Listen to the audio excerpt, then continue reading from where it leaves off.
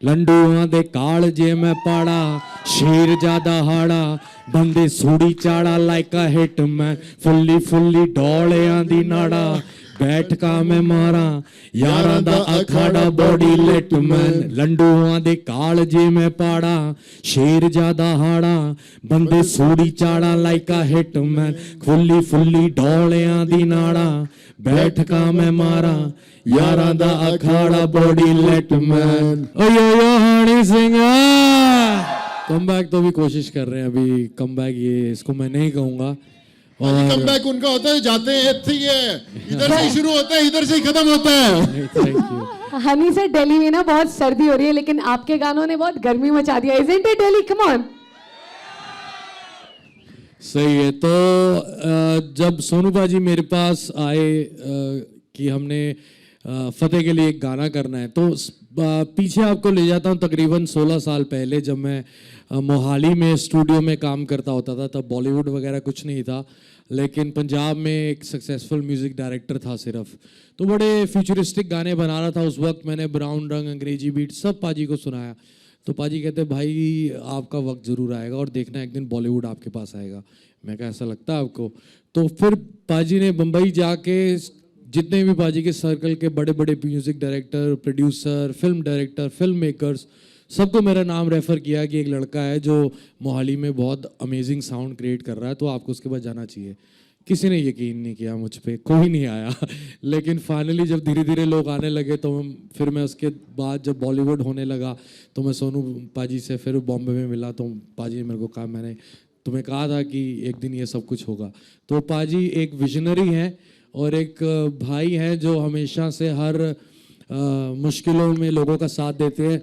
ये अपनों का तो साथ देते हैं और पूरी दुनिया जानती है ये, जिन लोगों को नहीं भी जानते उनके लिए कितना कुछ करते हैं, अपना सब कुछ दांव पे लगा के। तो एक डेफिनेटली एक ऐसे आदमी के लिए जो एक फिल्म मेकर, एक एक्टर से ज्यादा इन्होंने अपना पूरा लाइफ डिवोट कर दिया है लोगों की सेवा के लिए।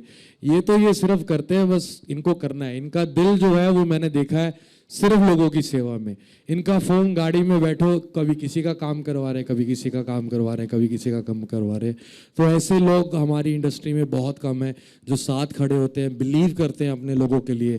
तो ऐसे लोगों की फतेह नहीं होगी तो किसकी फतेह होगी? ये आप ये सवाल पूछ रहे हैं एक समंदर से जो कभी नदी था। तो नदियों को रोकने के लिए कई डैम बनते हैं, लेकिन नदियां रुक नहीं पाती हैं, तो एक दिन वो भी समंदर बन जाती है। तो जितने भी मेरे भाई हैं, चाहे वो दिलजीत भाई है, चाहे करण है, चाहे और भी कोई आर्टिस्ट है जिसके रास्ते में कुछ रुकावटें आ रही हैं, कुछ डैम्स बनाए जा रहे हैं, तो मुझे लगता है कि वो उसको पार कर लेंगे।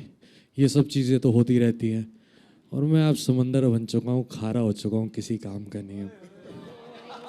इसको अगर मैं सीधी भाषा में कहूँ तो हम थोड़े सीधे और खुले मिजाज के लोग होते हैं, और अगर जहाँ यारी हो, जहाँ परिवार हो, जहाँ खुददारी हो, तो वहाँ तलवार बंदूक हम कई सदियों से उठाते आए हैं। तो इसको ग्लैमराइज करना और बदमाशी में करना वो गलत है, लेकिन हथियार रखना उस आदमी की निशानी है जो आपकी सुरक्षा कर सकता है, आपको सुरक्षा दे सकता है। और उसको नाजायज़ तरीके से इस्तेमाल करना वो गलत है, उसको मैं कहूँगा कि सही नहीं है। लेकिन और इससे ज़्यादा क्या कहूँ, this is we man, we are Punjabis. देखो सीधी सी बात है, पाजी घर आए थे तो मैंने जो इनको पहले गाने सुनाए उस टाइम गाड़ी में बैठ के, वो रेडीमेड गाने थे, फास्ट फूड था। तो पंजाबी भाई घर आएंगे तो साग खिलाएंगे, चाउमीन थोड़ी ना खिलाएंगे। तो ये हिटमैन जो गाना है स्पेशली पाजी के लिए साग हमने बनाया है, घ्यो पा के। आई होप थानू सारे नू पसंद आऊगा। अरे मैंने 3 पंजाबी पिक्चरें करी थी, फ्लॉप होगी, मेरे बस की नहीं है एक्टिंग। अभी फतेह के अंदर आ गए भाजी, बड़ी बिग स्क्रीन पे देखा नहीं क्या लग रहे थे एकदम। एक्टिंग फतेह 2 भी बनने वाली, चिंता मत करो भाजी, बाजू में रहेंगे साथ में, हम दोनों भरा आ गए, दो फतेह हो जाएंगे साथ में। फतेह 2 में वो कुल्हाड़ी सर पे मैं मारूंगा, एक कुल्हाड़ी मारने आऊंगा बस, वो मेरा फेवरेट शॉट है, वो मेरा फेवरेट शॉट है।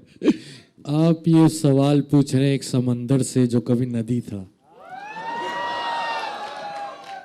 तो नदियों को रोकने के लिए कई डैम बनते हैं लेकिन नदियां रुक नहीं पाती हैं, तो एक दिन वो भी समंदर बन जाती है। तो जितने भी मेरे भाई हैं, चाहे वो दिलजीत भाई है, चाहे करण है, चाहे और भी कोई आर्टिस्ट है जिसके रास्ते में कुछ रुकावटें आ रही हैं, कुछ डैम्स बनाए जा रहे हैं, तो मुझे लगता है कि वो उसको पार कर लेंगे।